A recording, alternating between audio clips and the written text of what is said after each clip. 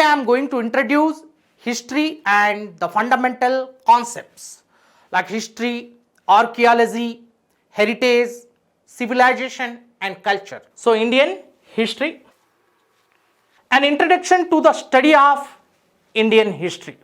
భారతదేశ చరిత్ర అధ్యయనానికి సంబంధించిన పరిచయం గురించి మనం చూద్దాం. So first of all, what is history? History, చరిత్ర అనగా ఏమి? History is the store of experiences where the lessons are offered to everyone. History is a discipline which study of human past through literary sources or literature. చరిత్ర అనగా గతాన్ని అధ్యయనం చేయు శాస్త్రం. ఈ గతాన్ని దేని ఆధారంగా చరిత్ర అధ్యయనం చేస్తుందంటే సాహిత్యాధారాన్ని బేస్ చేసుకొని, సాహిత్యాన్ని ఆధారంగా చేసుకొని చరిత్ర గతాన్ని అధ్యయనం చేస్తుంది. So let us see here. చరిత్ర, హిస్టరీ అనే పదం ఎక్కడి నుంచి ఉద్భవించింది, ఎక్కడి నుంచి ఆవిర్భవించింది? History came from the root historia. History came from the root historia. Historia అనే పదం నుంచి హిస్టరీ అనే పదం వ్యుత్పన్నమైంది.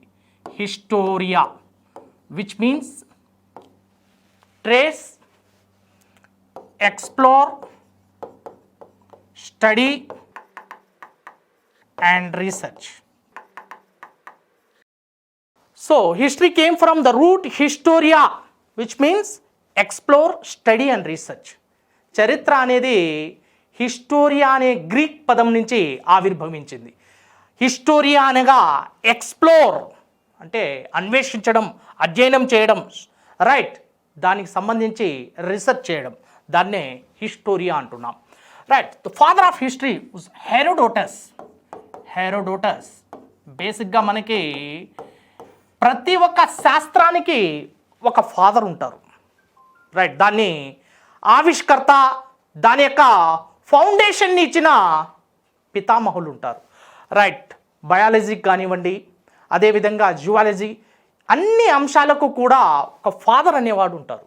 ఆ విధంగా హిస్టరీకి పితామహుడుగా Herodotus, who wrote history based on the principles in a chronological order. So history is a store of experiences where the lessons are offered to everyone. చరిత్ర అనేది కేవలం తేదీలను, పేర్లను సూచించేది కాదు. చరిత్ర అనేది సోషియో ఎకనామిక్ రిలేషన్స్ని, సాంఘిక, ఆర్థిక, రాజకీయ, మత, సాంస్కృతిక అంశాలను మహత్తర స్థాయిలో అధ్యయనం చేసే శాస్త్రమే చరిత్ర. మన గతంలో సమాజం ఎలా ఉంది, మన గత ఆర్థిక వ్యవస్థ ఎలా ఉంది, మన గత రాజకీయ పరిస్థితులు ఎలా ఉన్నాయి, మన గత మత సాంస్కృతిక పరిస్థితులు ఎలా ఉన్నాయి, వీటి గురించి చాలా విశ్లేషణాత్మక కోణంలో చరిత్ర మనకు సమాచారాన్ని అందిస్తుంది, right. This is very very important. చరిత్ర అనేది సాహిత్యాన్ని ఆధారంగా చేసుకొని గతాన్ని అధ్యయనం చేస్తుంది. For example, what is literature? Literature లేనిదే చరిత్ర మనకి అర్థం కాదు. చరిత్ర అధ్యయనం చేయబడదు, గతం అనేది అధ్యయనం చేయబడదు. లిటరేచర్ ఆధారంగా, సాహిత్యం ఆధారంగా అధ్యయనం చేయబడుతుంది. సాహిత్యం, ఫర్ ఎగ్జాంపుల్, కల్హన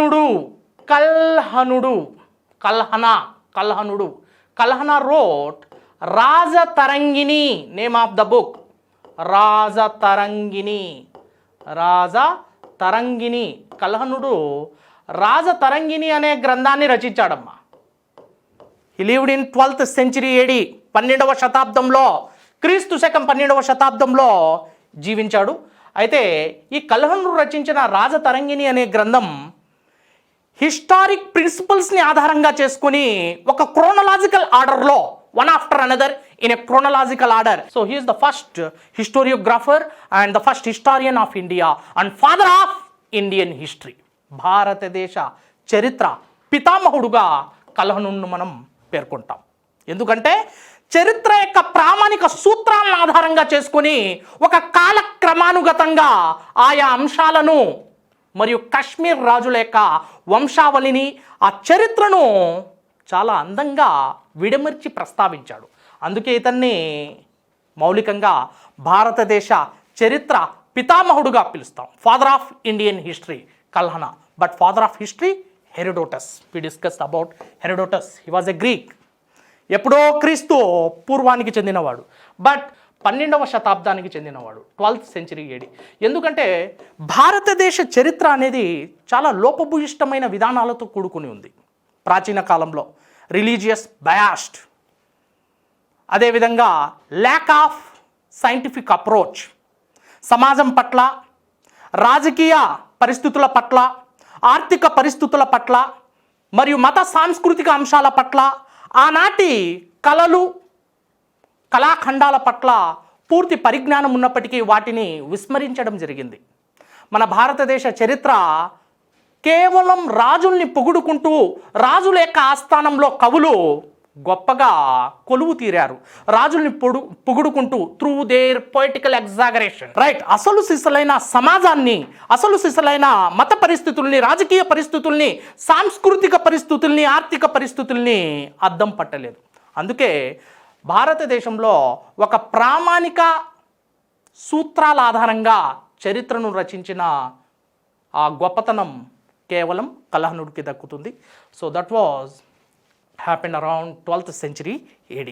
ఓకే, సో చరిత్ర అనేది లిటరరీ సోర్సెస్ ఆధారంగా మాత్రమే గతాన్ని అధ్యయనం చేస్తుందమ్మా, రైట్. కౌటిల్యుడు అర్థశాస్త్రం కానివ్వండి, అదేవిధంగా విశాఖదత్తుడు రచించిన ముద్రా రాక్షసం, very important source to know about the history of Mauryas.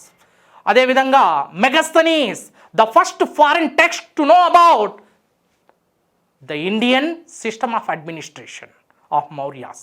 మౌర్యుల యొక్క పరిపాలన గురించి తెలియజేస్తున్న మొట్టమొదటి విదేశీ గ్రంథం మెగస్తనీస్ రచించిన ఇండికా కావచ్చు. ఇండికా, ఇలాంటి గ్రంథాలన్నీ మనకు గతాన్ని అధ్యయనం చేయడానికి ఉపయోగపడుతున్నాయి. కానీ ఇది పరిపూర్ణ స్థాయిలో ఇది అందుబాటులో లేనప్పటికీ దీని ఆధారంగా కొన్ని గ్రీక్ రచనలు రచించబడ్డాయి. దీని ఆధారంగా మనకు మన పూర్వీకులైన మౌర్యుల యొక్క పరిపాలన, మున్సిపల్ పరిపాలన, మౌర్యుల యొక్క ఆనాటి సామాజిక పరిస్థితుల గురించి మనం తెలుసుకుంటున్నాం. అదేవిధంగా పాణిని రచించిన Ashtadhyayi, Ashtadhyayi was written by Panini. Panini Ashtadhyayi రచించారు, అష్టాధ్యాయి. So consisting 8 volumes. అష్ట అంటే 8, అధ్యాయి, అష్ట ప్లస్ అధ్యాయి, అధ్యాయి మీన్స్ వాల్యూమ్స్, అధ్యాయాలు, యూనిట్స్ ఉన్నాయి. 8 అధ్యాయాలతో కూడిన ఒక మహత్తరమైన బృహత్తరమైన సంపుటి సముదాయం ఈ అష్టాధ్యాయి. ఈ అష్టాధ్యాయిలో వ్యాకరణం గురించి ప్రస్తావించాడు Panini. He was the first grammarian in India. భారతదేశంలో మొట్టమొదటి వ్యాకరణవేత్త, వ్యాకరణ శాస్త్రాన్ని రచించిన మొట్టమొదటి వాడు పాణిని అష్టాధ్యాయి. ఇలాంటి గ్రంథాలన్నీ మన గతాన్ని అధ్యయనం చేయడానికి మనకు ఉపయోగపడుతున్నాయి. అవర్ డిస్కషన్ ఆన్ ఆర్కియాలజీ, పురావస్తు శాస్త్రం అంటాం తెలుగులో, archaeology.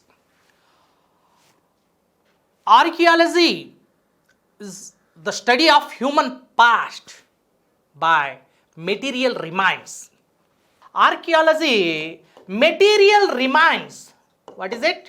Material remains. Material remains. So archaeology is a discipline which study of human past by material remains. పురావస్తు తవ్వకాల్లో బయలుపడిన కళాఖండాలు, పాత్రలు, పురావస్తు తవ్వకాల్లో బయలుపడిన శిలాజాలు, వస్తు అవశేషాలను ఆధారంగా చేసుకొని గతాన్ని అధ్యయనం చేయు శాస్త్రాన్ని archaeology. Father of Indian history Kalhana అని చెప్పుకున్నాం మనం. Kalhana father of Indian archaeology. భారత పురావస్తు శాస్త్ర పితామహుడుగా అలెగ్జాండర్ కన్నింగ్హామ్. అలెగ్జాండర్ కన్నింగ్హామ్ని ఫాదర్ ఆఫ్ ఇండియన్ ఆర్కియాలజీ అని పిలుస్తాం. Alexander Cunningham. Note it down. This is very important. Alexander Cunningham. మన ప్రాచీన భారతదేశ చరిత్రను, సంస్కృతిని, గత అవశేషాలను వెలుగులోకి తీసుకొచ్చిన వారు ఐరోపా వాసులు. అందులో ముఖ్యంగా అలెగ్జాండర్ కన్నింగ్హామ్ 1861లో ఆర్కియలాజికల్ సర్వే ఆఫ్ ఇండియా అనే సంస్థను ఏర్పాటు చేశాడు. Very important. ప్రాచీన భారతదేశ చరిత్ర, సంస్కృతిని వెలికి తీసేందుకు ఇతడు చేసిన ప్రయత్నమే the foundation of archaeological survey of India. Archaeological survey of India అనే సంస్థను 1861లో స్థాపించాడు. And he was also served the Director General of the first Director General of Archaeological Survey of India.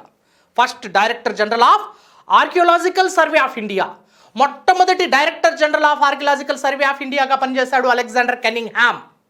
మరి ఈ ఆర్కియాలజీలో డిఫరెంట్ బ్రాంచెస్ ఉన్నాయి. Like epigraphy. Have you ever heard about epigraphy? Epigraphy is one of the branch under archaeology which study of inscriptions. శాసనాలను అధ్యయనం చేయు శాస్త్రాన్ని study of inscriptions, శాసనాలను అధ్యయనం చేయు శాస్త్రాన్ని ఎపిగ్రఫీ అని పిలుస్తాం. శాసనాన్ని అధ్యయనం చేసే శాస్త్రాన్ని ఎపిగ్రఫీ అని పిలుస్తాం. శాసనం అంటే ఇదే నా మాటే శాసనం. శాసనం అంటే పూర్వకాలంలో రాజులు తమ యొక్క సామాజిక, పరిపాలన, ఆర్థిక పరిస్థితుల గురించి శాసనాల రూపంలో వెల్లడిస్తున్నారు. రైట్. ఆయా వంశాలు, ఆయా రాజ్యాల యొక్క పరిపాలనా పరిస్థితుల గురించి అధ్యయనం చేయడానికి శాసనాలు కూడా మనకు ఉపయోగపడుతున్నాయి. ఈ పురావస్తు తవ్వకాల్లో ఈ శాసనాలు లభ్యమవుతున్నాయి. పురావస్తు శాస్త్రంలో ఒక శాఖ ఉంది, శాసనాలను అధ్యయనం చేసే శాఖ, శాసనాలను అధ్యయనం చేయు శాఖ. దాన్ని ఏమని పిలుస్తున్నాం? ఎపిగ్రఫీ అని పిలుస్తున్నాం. Epigraphy, the study of inscriptions. Basically inscriptions are two types. eulogy and land charters.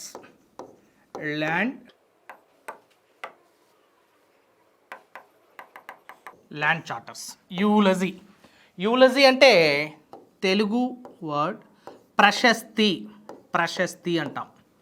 Land charters అంటే దాన శాసనాలు అంటాం. దాన శాసనాలు. రైట్. యూలజీ అండ్ ప్రశస్తి అంటే ఈ పదంలోనే మనకు అర్థం ఉంది. ప్రశంస. ప్రశస్తి అనే పదంలోని అర్థం ఏమని ఉంది? ప్రశంస అని ఉంది. రైట్. ఫర్ ఎగ్జాంపుల్ అలహాబాద్ ప్రశస్తి మీరు వినే ఉంటారు. అలహాబాద్ ప్రశస్తి. అలహాబాద్ ఎక్కడ ఉందమ్మా? ఉత్తరప్రదేశ్లో ఉంది. ఈ అలహాబాద్ ప్రశస్తిని వేయించిన వాడు సముద్రగుప్తుడు యొక్క వీర విజయాల గురించి తెలియజేస్తుంది.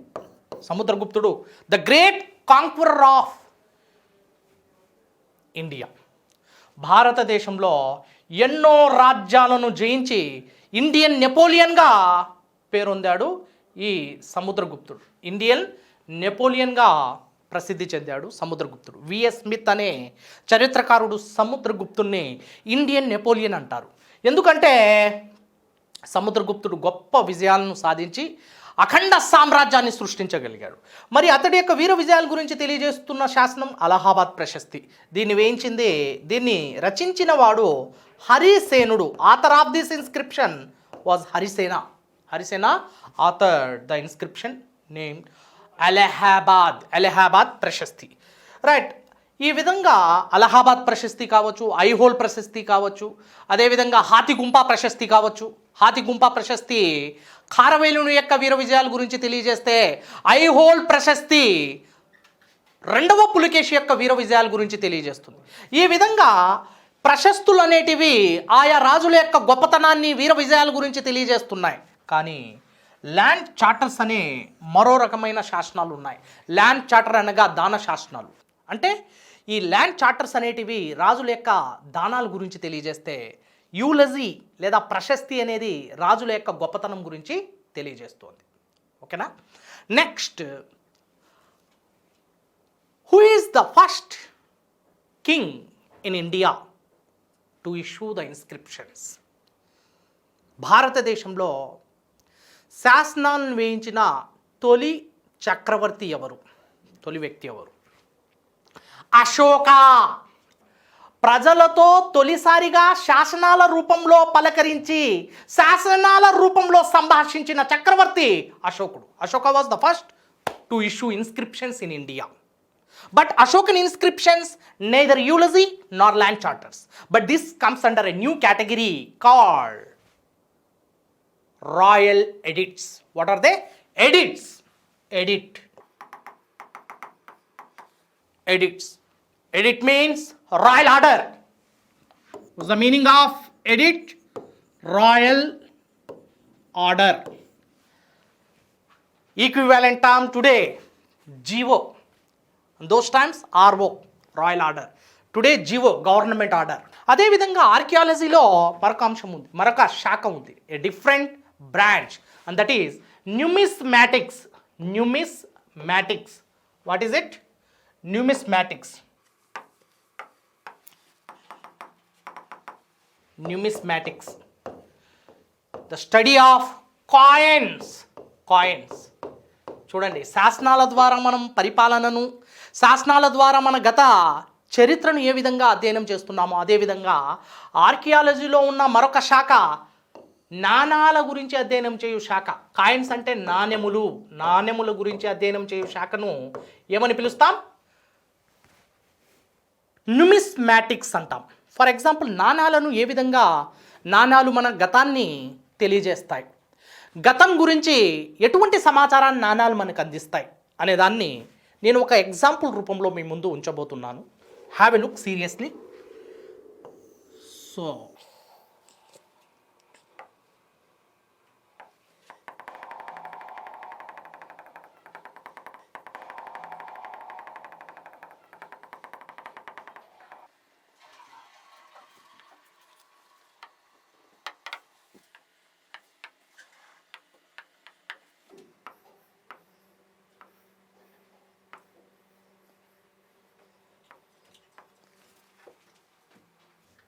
Have a look seriously. So this is a coin. ఇది ఒక నాణ్యం. ఈ నాణ్యం మనకేదో చెప్తోంది. What the coin reflects and resembles and what it indicates. ఈ నాణ్యం మనల్ని ఏ విధమైన సమాచారాన్ని అందిస్తుంది మనకి?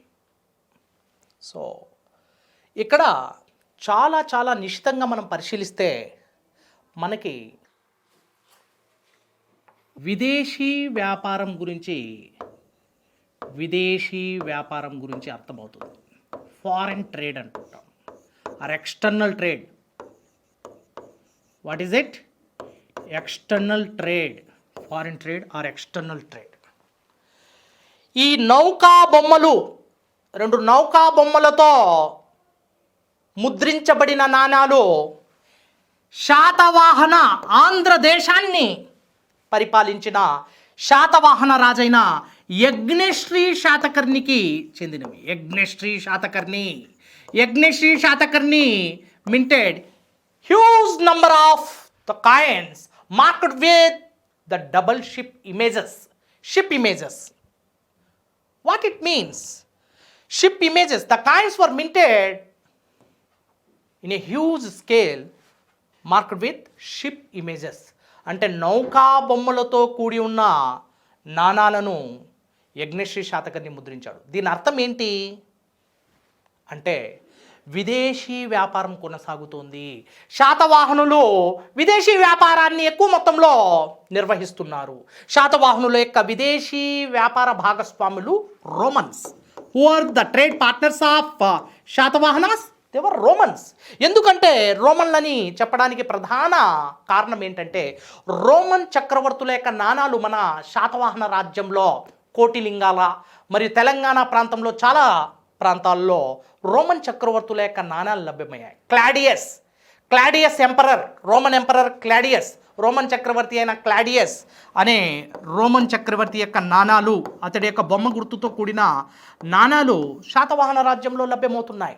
అదేవిధంగా శాతవాహనులు తమ యొక్క విదేశీ వ్యాపారాన్ని గొప్పగా పెద్ద మొత్తంలో నిర్వహించడానికి ప్రధాన ఆధారం ఏంటంటే యజ్ఞశ్రీ శాతకర్ణి ముద్రించిన నౌకా బొమ్మలతో కూడిన నాణాలు. Right. So these kinds giving too much information about the external trade of Shatavahanas, and they had commercial contacts with the Romans. Romans were the main trade partners of Shatavahanas because Roman emperors' coins were exhumed from Shatavahana Empire, and at the same time the Shatavahana rulers minted the coins with the ship images. Okay. So ఈ రోమన్లతో శాతవాహనులు Arikamedu is the name of the premium port city of India. Arikamedu or Puducherry, Pondicherry అని కూడా పిలుస్తాం దీన్ని, Pondicherry are Puducherry. Right. ఈ ప్రాంతం నుంచి శాతవాహనులు తమ యొక్క విదేశీ వ్యాపారాన్ని నిర్వహించారు.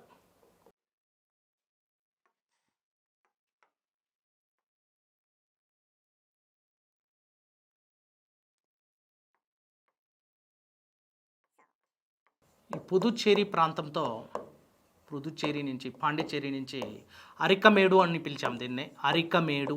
ప్రాచీన కాలంలో ఈ రేవు పట్టణాన్ని అరికమేడు అంటున్నాం. రైట్. ఈ శాతవాహనులు తమ యొక్క విదేశీ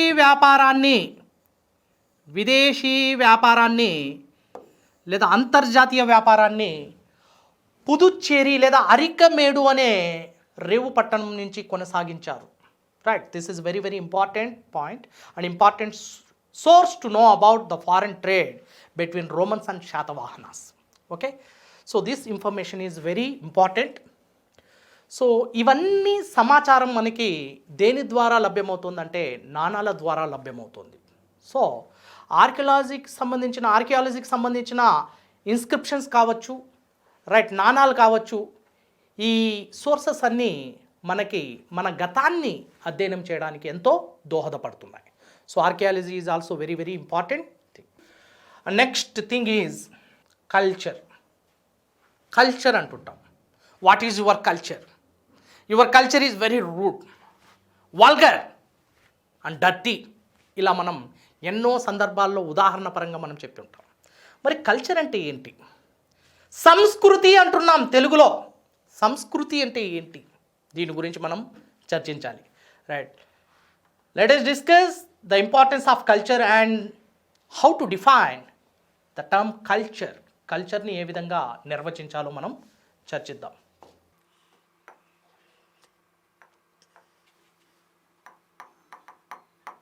కల్చర్ లేదా సంస్కృతి. సరళ భాషలో సాధారణంగా చెప్పాలంటే సంస్కృతి అంటే ఆచార వ్యవహారాలు, కట్టుబాట్లు, సిద్ధాంతాలు, జీవన శైలి.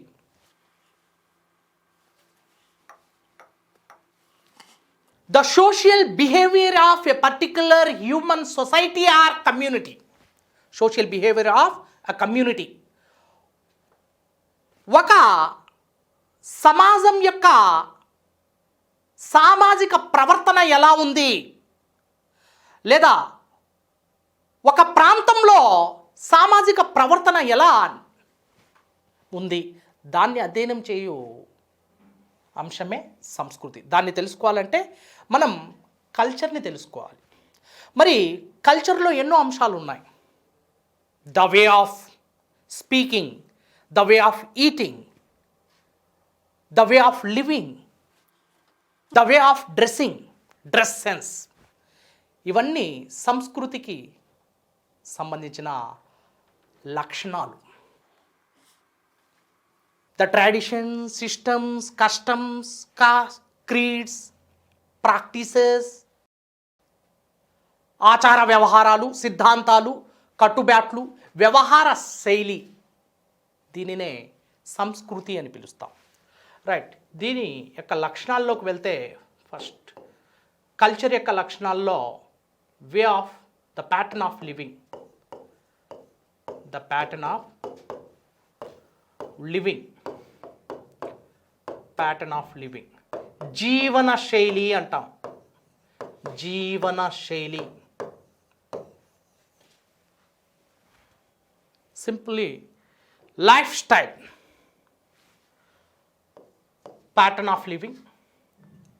నెక్స్ట్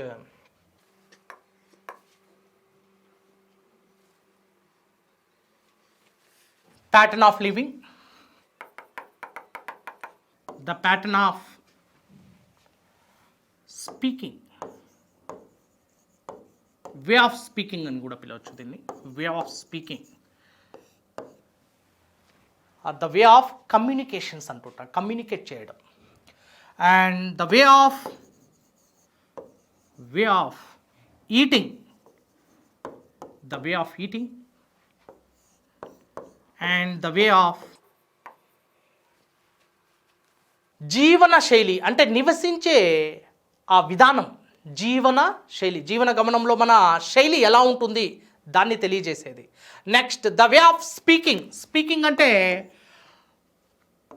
భాష, మన యొక్క భాష శైలి ఎలా ఉంది, మనం మాట్లాడే ధోరణి ఎలా ఉంది. వే ఆఫ్ ఈటింగ్, ఈటింగ్ అంటే మన ఆహారపు అలవాట్లు ఎలా ఉన్నాయి, ఆహారపు అలవాట్లు ఎలా ఉన్నాయి. Next the way of dressing, dressing అంటే మన వస్త్రధారణ ఎలా ఉంది, వస్త్రధారణ, వేషభాష, వస్త్రధారణ అంటుంటాం. రైట్. సో జీవన శైలి, మన యొక్క ప్రస్తుత జీవన శైలి ఎలా ఉంది. ప్రాచీన కాలంలో ఆదిమ మానవులు అంటుంటాం, ఆదిమ సంతతికి చెందిన ఆ తెగల యొక్క జీవన విధానం ఎలా ఉంది. రైట్. ప్రాచీన సంస్కృతికి ఈ ఆధునిక సంస్కృతికి మధ్యనున్న తారతమ్యతలు ఏంటి, వీటిని మనం అధ్యయనం చేయాలి. రైట్. సో ఈ వస్త్రధారణ, ఆహారపు అలవాట్లు, వేషభాష, శైలి, జీవన శైలి ఇవన్నీ సంస్కృతిని ప్రతిబింబిస్తాయి, సంస్కృతిని అద్దం పడతాయనడంలో ఎటువంటి సందేహం లేదు. సంస్కృతి అంటే what you are, what type of a person. Next civilization గురించి మనం చర్చిద్దాం. సివిలైజేషన్, సివిలైజేషన్ నాగరికత అని పిలుస్తాం. నాగరికత, నాగరికత, నాగరికత అనే పదంలోనే ఉంది అర్థం. నగరాల ఆవిర్భావాన్నే నాగరికత అంటాం. నాగరికత అంటే నగరాల ఆవిర్భావం, and advancement in materialistic development and sophisticated technology. It's called a civilized society or a civilization. Civilization is nothing but urbanization and an advancement in materialistic development and sophisticated technology. శాస్త్ర సాంకేతిక ప్రగతి, శాస్త్ర సాంకేతికతను కలిగి ఉండడం మరియు అద్భుతమైన మెటీరియలిస్టిక్ లైఫ్, భౌతికాభివృద్ధిని సాధించడం. మానవుడు అభివృద్ధి చెందే దశలో ఎక్కువగా అభివృద్ధిని సాధిస్తూ పురోగామి చెందుతూ పురోగతి వైపు నడుస్తూ సాధించిన అభివృద్ధిని నాగరికతగా మనం చెప్పుకోవచ్చు. Right. And this is an advancement in materialistic development and sophisticated technology. Right. So there are few features of civilizations. The salient features of civilizations are script. And number 2, urban life. And number 3, science and technology. Number 4, materialistic development. What is it? Materialistic development. And number 5, use of allies.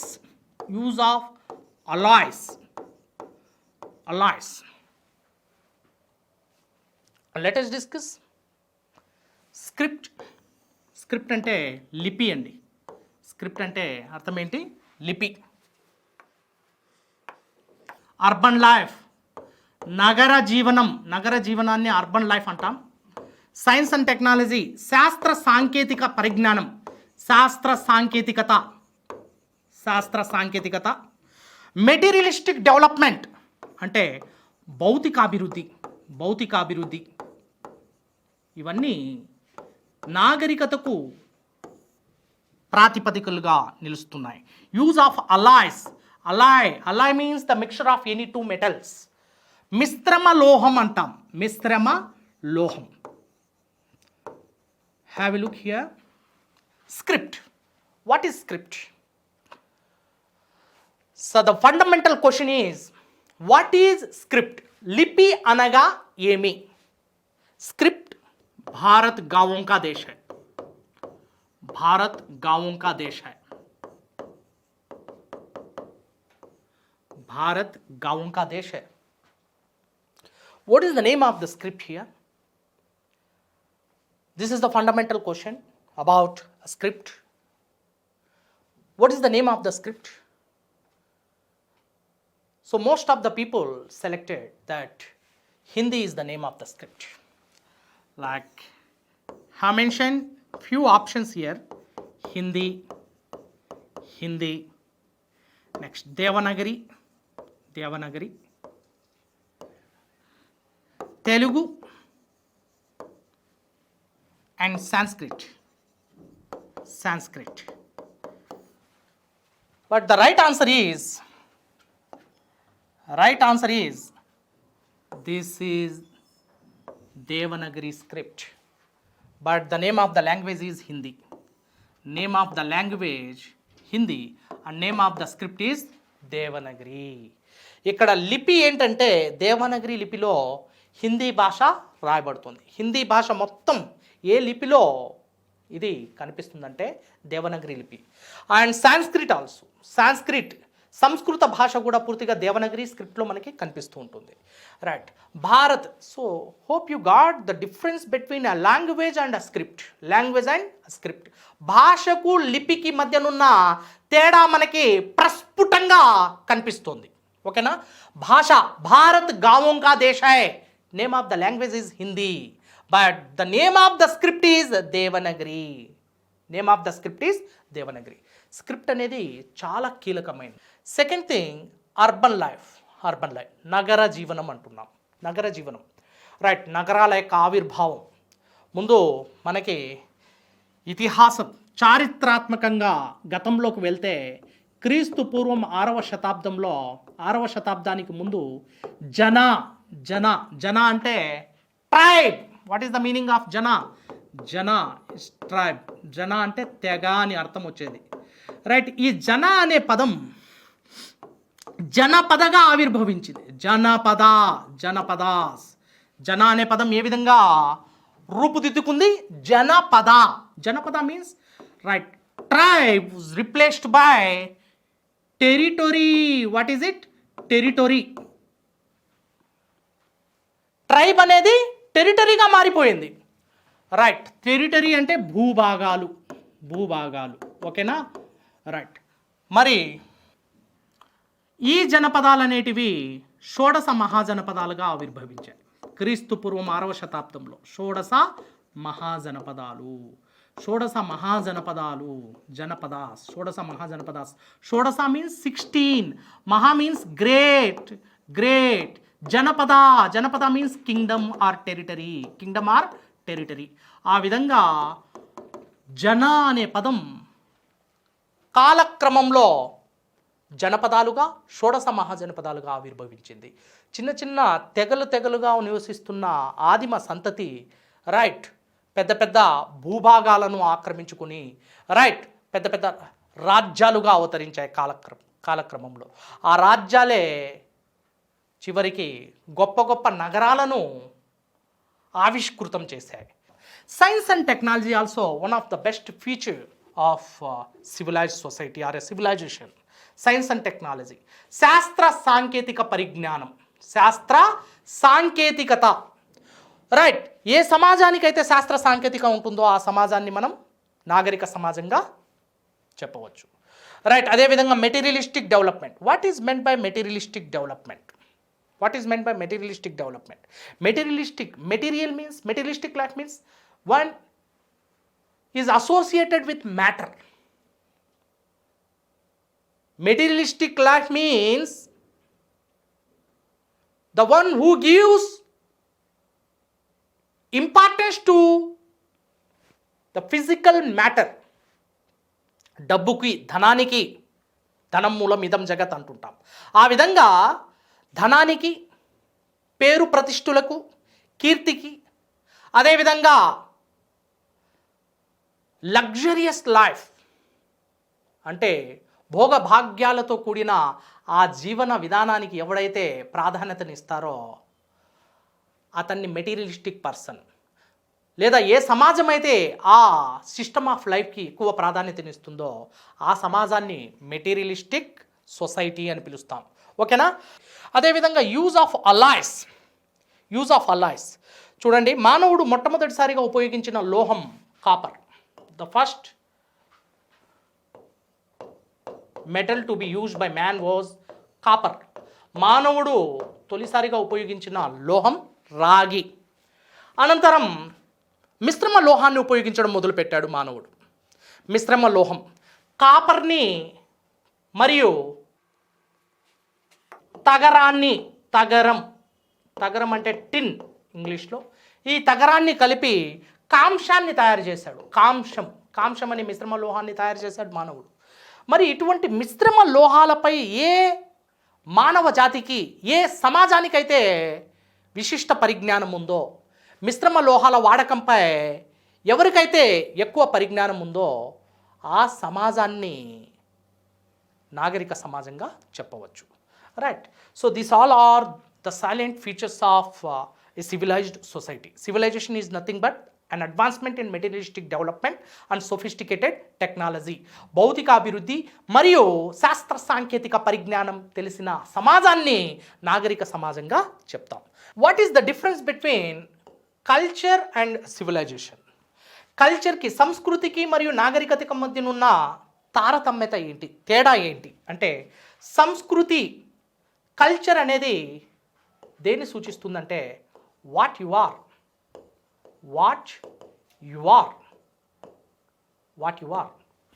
It tells what you are, what type of a person that you are. Civilization reflects what you have.